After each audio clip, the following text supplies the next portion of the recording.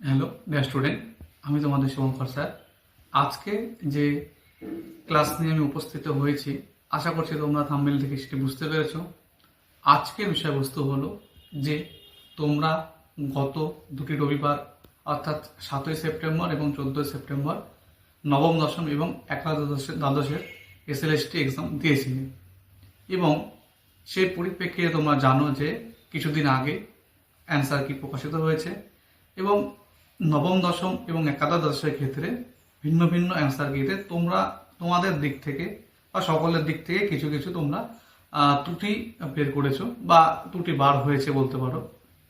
যেমন আমি যদি বিভিন্ন কোশ্চেনগুলো বলবো এক একে, তার আগে আমি একটু বলতে চাই যে এর পরিপ্রেক্ষিতে তোমাদের চ্যালেঞ্জ করার সময় চলছে আর কি, তাই না? বর্তমান যে দিনগুলো চলছে 25 তারিখ পর্যন্ত তোমরা চ্যালেঞ্জ করতে পারবে। এবার দেখো, এই চ্যালেঞ্জ সম্পর্কে কিছু কথা তোমাদেরকে বলে দিই।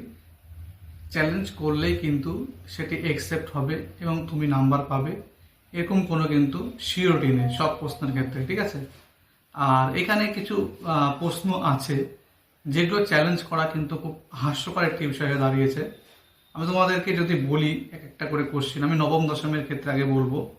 দেখো, নবম দশমের ক্ষেত্রে যদি আমি একটি কোশ্চেন বলি যেটি চ্যালেঞ্জ অ্যাকসেপ্ট হওয়ার যোগ্য, তা হলো ভারতীয় জাতীয় কংগ্রেসের প্রথম মহিলা সভাপতিকে এবং যার উত্তর হওয়া উচিত অ্যানি বেসান্ত। এবার তোমরা বলছো যে স্যার মহামল্ল উপাধি কার ছিল, এটি পল্লব বংশের কোশ্চেন। নিউ ইন্ডিয়া পত্রিকা যেটি বিপান চন্দ্রের, ওটা নাকি ক্লাস 10-এর বইয়ে অন্য একটি অ্যান্সার দেওয়া আছে, তাই না? যে তারপরে দিল্লির প্রথম সার্বভৌম শাসক আইবক হবে না কুতুবুদ্দিন, আইবক হবে না ইলতুৎমিশ হবে। আজাদ হিন্দ ফৌজ এটি নাকি সিলেবাসে নেই। বিম্বিসার এটি সিলেবাসে নেই। বাংলায় ইস্ট ইন্ডিয়া কোম্পানির প্রথম ফ্যাক্টরি অর্থাৎ যে ইস্ট ইন্ডিয়া কোম্পানির আক্রমণ, এগুলো সিলেবাসে নেই। তো দেখো, যদি কোশ্চেন ভুল থাকে, যদি কোশ্চেন ভুল থাকে এবং তার অ্যান্সারে ভুল হয়, সেটি চ্যালেঞ্জযোগ্য। এটি চ্যালেঞ্জ করবে, এটি অ্যাকসেপ্ট হবে এবং এর নাম্বার যথাযথভাবে যারা ঠিক করেছে তাদেরকে দেওয়া হবে। কিন্তু যদি বলা হয় যে এই কোশ্চেনটি সিলেবাসে নেই, সেটা কিন্তু যথেষ্ট হাস্যকর ব্যাপার। আমি 11-12-এর ক্ষেত্রেও বলি যে আজাদ হিন্দ ফৌজ থেকে একটি কোশ্চেন দেওয়া ছিল যে দিল্লির মামলা হয়েছে, তাই না? দিল্লির লালকেল্লাতে একটা মামলা হয়েছিল, সেখানে ওই নামগুলো নাকি ভুল দেওয়া আছে। বাহমনি সাম্রাজ্য যেটি সিলেবাসে নেই, রাষ্ট্রকূট বংশ যেটি সিলেবাসে নেই, রাষ্ট্রকূট বংশের প্রতিষ্ঠাতাকে এটি কোশ্চেন ছিল। সাতবাহন বংশ কোথায় স্থাপিত হয়েছিল, এই কোশ্চেনটি ছিল, এটিও নাকি সিলেবাসে নেই। হাতিগুম্ফা লিপি সিলেবাসে নেই। কোল্ড ওয়ার থেকে একটি কোশ্চেন দেওয়া আছে, এটা নাকি সিলেবাসে নেই। এবার আমাকে একটি সোজা সাপটা প্রশ্নের উত্তর দেবে। তোমরা যখন স্কুলে গিয়ে পড়াবে, আগামী কিছুদিন পরে তোমাদের ইন্টারভিউ হবে এবং ইন্টারভিউতে তোমরা জানো ইন্টারভিউতে তাহলে কি তোমরা ওখানে গিয়ে সিলেবাস নিয়ে যাবে যে স্যার এই সিলেবাসের ভিত্তিতে আমাদেরকে কোশ্চেন করবেন? তা তো হয় না। ওখানে ইন্টারভিউয়ারের যা ইচ্ছা, যেখান থেকে ইচ্ছা কোশ্চেন জিজ্ঞেস করতে পারে। ফুল ইন্ডিয়ান হিস্ট্রি প্লাস ওয়ার্ল্ড হিস্ট্রির যে কোনো জায়গা থেকে কিন্তু কোশ্চেন করতেই পারে। ওখানে সিলেবাস মেনশন করলে স্যার এই সিলেবাসের পরীক্ষা দিয়েছি আমরা, এই সিলেবাসের বাইরে প্রশ্ন করবেন না, এটা তো করা যাবে না, তাই না?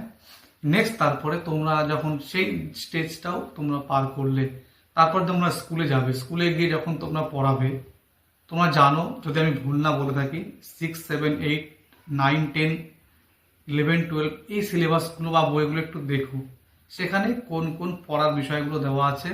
আমার মনে হয় না ভারতের ইতিহাসের এমন কোনো জায়গা নেই যা ওই বইগুলোতে নেই। বুঝতে পারছো আমি আশা করি কি বলতে চাইছি? যে ভারতবর্ষের ইতিহাস এর বিভিন্ন জায়গাগুলো কিন্তু ওখানে পুঙ্খানুপুঙ্খভাবে বলতে পারো দেওয়া আছে। এবার পল্লব বংশ তুমি এখানে হয়তো সিলেবাসের দেওয়া নেই, যে পরীক্ষাটি তুমি লিখিত পরীক্ষা দিয়েছো, দেখো সিলেবাস একটি ক্রাইটেরিয়া, সিলেবাসের বাইরে থেকে কোশ্চেন দেওয়া। তুমি যদি বিগত এসএসসিগুলো যখন হয়েছিল এর আগে, সেখানেও যদি দেখো তুমি, তখন 2 মার্কসের কোশ্চেন হতো, সেখানেও কিন্তু একটি দুটো কোশ্চেন সিলেবাসের থেকে বাইরে থেকেই নেওয়া হয়েছে। এমন না এটাই প্রথমবার হয়েছে। আর এমনও না যে ভারতবর্ষের যে কোনো রাজ্যে যে কোনো পরীক্ষাতে সিলেবাসকে একদম 100% বলতে পারো যে দেখা হয় বা সিলেবাস মেনে কোশ্চেন তৈরি করা হয়। একটি দুটি কোশ্চেন, 3টি 4টি কোশ্চেন এরকম হতেই পারে।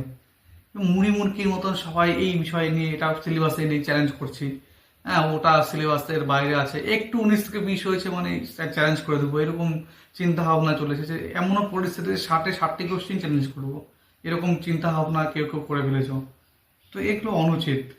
সিলেবাসের বাইরে কোশ্চেন, আমি আবার বলছি, যদি কোশ্চেন কোনো কারণে ভুল হয়ে থাকে, যেমন তোমরা জানো যে অ্যানিমেশনের কোশ্চেনটি ভুল আছে, একাদশ দ্বাদশের ক্ষেত্রে তোমরা জানো যে কাশিম বাজার না কলিকাতা, ওখানে কোশ্চেনটাই ভুল আছে, তাই না? 57 দেওয়া আছে, 56 হলে তারা ঠিকঠাক ছিল, 1756 কথা বলছি। তারপরে ধরে নাও যে ভারত ছাড়ো আন্দোলনের খসড়া, এইটা উনি একটু তোমাদের মনে দ্বিধাদ্বন্দ্ব আছে। তো আমি তোমাদেরকে তো বলেছিলাম যে ওটি জওহরলাল নেহেরু হবে, যাক কিছু কিছু বইয়ে তোমরা এরকম পেয়েছো যে সেখানে গান্ধীজি দেওয়া আছে, এবার আবার নাকি এটা আগে পরীক্ষায় নেওয়া হয়েছিল বল্লভভাই প্যাটেল। তো এইগুলো কোশ্চেন ঠিক আছে, তবুও মেনে নেওয়া যায়। তাই বলে এই বাহমনি সাম্রাজ্যের কোশ্চেন, রাষ্ট্রকূট বংশের কোশ্চেন, তারপরে আচ্ছা 9-10-এর ক্ষেত্রে আজাদ হিন্দ বা সুভাষচন্দ্র বসু সিলেবাসে নেই কিন্তু প্রশ্ন দেওয়া আছে, এই নিয়েও দেখছি অনেকে চাইছো চ্যালেঞ্জ করবে। এগুলো অনুচিত, তোমরা পড়ে কিন্তু কোনো লাভ হবে না শেষ পর্যন্ত, এগুলো কিন্তু রিজেক্ট হয়ে যাবে, ঠিক আছে? কমিশন কিন্তু রিজেক্ট করে দেবে। তো তবুও তোমরা চাইলে করতে পারো, ঠিক যেভাবে আমি তোমাদেরকে যখন মক চ্যালেঞ্জ দিতাম, তোমাদের একটু কোশ্চেন দেখেছিলাম আর কি, তোমরা বিশেষ করে না, অনেকেই ছিল এরকম, কোশ্চেন একটু সোজা হয়ে গেলেই ঠিক যেমন একটা আক্রমণ ব্যাপার থাকতো যে এত সোজা কোশ্চেন, এই কোশ্চেন পরীক্ষায় দেবে না। আবার যদি কোশ্চেন একটু আমি কোনোদিন টাইট করতাম, একটু কঠিন করার চেষ্টা করতাম, সেখানেও একই রকম কোশ্চেন, একটা প্রশ্ন সম্মুখীন আমাকে হতে হতো যে এত কঠিন কোশ্চেন এসএসসিতে দেবে না। তো এই নিয়ে আমার প্রশ্নগুলো চলেছিল। এবার যখন সত্যিকারের পরীক্ষাটা হয়েছে, সেখানে যে প্রশ্নগুলো আছে, সেখানে এই এই সমস্যাগুলো, যে যা পরিস্থিতি দাঁড়িয়েছে যে 60টি কোশ্চেন চাইলেই আর কি আমরা, যদি আমাদের ক্ষমতা থাকতো যে 60টি প্রশ্নকে আমরা চ্যালেঞ্জ করবো, এরকম একটা সিচুয়েশনে দাঁড়িয়েছে। আর এগুলো কারা করছে? এগুলো কিছু শ্রেণীর বলতে পারো ব্যবসায়ী ব্যক্তি, এগুলো কিন্তু ভুল পথে চালিত করে তোমাদের ব্রেন ওয়াশ করা বলতে পারো তোমাদের করছে। ঠিক এই রকম ব্রেন ওয়াশ করার ফলাফল স্বরূপ কিন্তু ওই চাকরিগুলো বাতিল হয়েছিল। কিছু শ্রেণীর মানুষ এই ধরনের মানুষদেরকে ব্রেন ওয়াশ করার ফলে কিন্তু যা ফলাফল। যাক, শেষ পর্যন্ত আমি বলবো এটা তোমাদের একদম নিজের অধিকার, তোমরা চাইলে করতেই পারো। তোমার মনে হয়েছে এই প্রশ্নটি চ্যালেঞ্জ সিলেবাস বহির্ভূত, তুমি করতেই পারো। আমি বলবো যেটা ভুল প্রশ্ন বা ভুল উত্তর সেটি কিন্তু শেষ পর্যন্ত নেওয়া হবে। এগুলো ওই ওখানে কিন্তু টিকবে না আর কি, তুমি এটা একটা ইয়ে করছো আর কি, সিলেবাস এর বাইরে কোশ্চেন, তাই কি করছো তুমি সিলেবাসটাকে পিডিএফ করে ওখানে পাঠিয়ে দিচ্ছ। এটা তোমার ইস্যু যে এর মধ্যে কোথাও পল্লব বংশ উল্লেখ নেই, কোথাও সাতবাহন বংশের উল্লেখ নেই, কোথাও রাষ্ট্রকূট বংশের উল্লেখ নেই, কোথাও বাহুমনির উল্লেখ নেই, 9-10-এর ক্ষেত্রে কোথাও আজাদ হিন্দ সংঘের উল্লেখ নেই, তাই না? তো এইগুলো ওখানে আর কি টিকবে না আর কি, হ্যাঁ করতেই পারো। আর শেষ পর্যন্ত আর একটি কথা, তাহলে এই যে এত পরিমাণ বিপুল পরিমাণে চ্যালেঞ্জগুলো হচ্ছে, এর বেনিফিট কারা পাবে? দেখো, আমি প্রথমে একটা কথা বলছি, শেষে আবার বলবো, এই বেনিফিট কিন্তু কোনো অবস্থাতেই ফ্রেশাররা পাবে না। ভালো করে জিনিসগুলো শুনে নাও।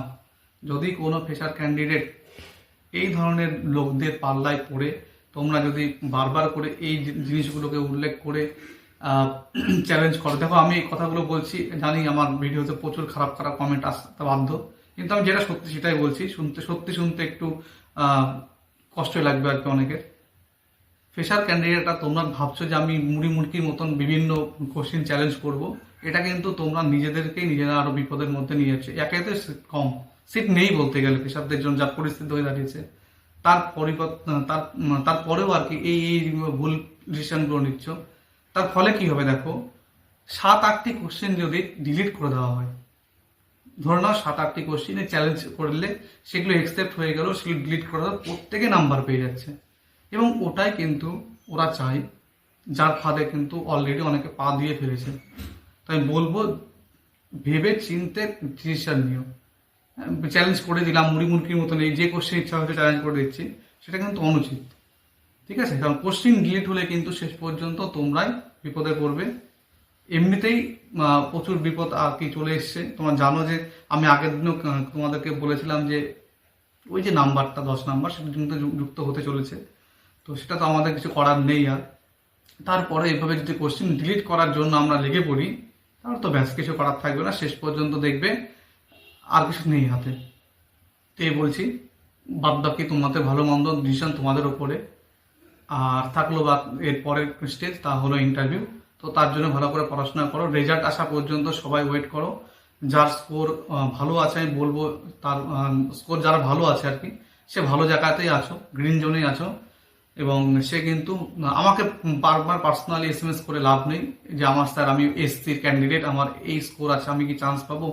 দেখো, আমি বললে যে তুমি চান্স পাবে বা তোমরা চান্স পাবে এরকম না, কিন্তু আমি একটা আশা রাখতে পারি, তোমাদের আশা দিতে পারি যাদের ভালো স্কোর আছে তারা ডাক পাবে।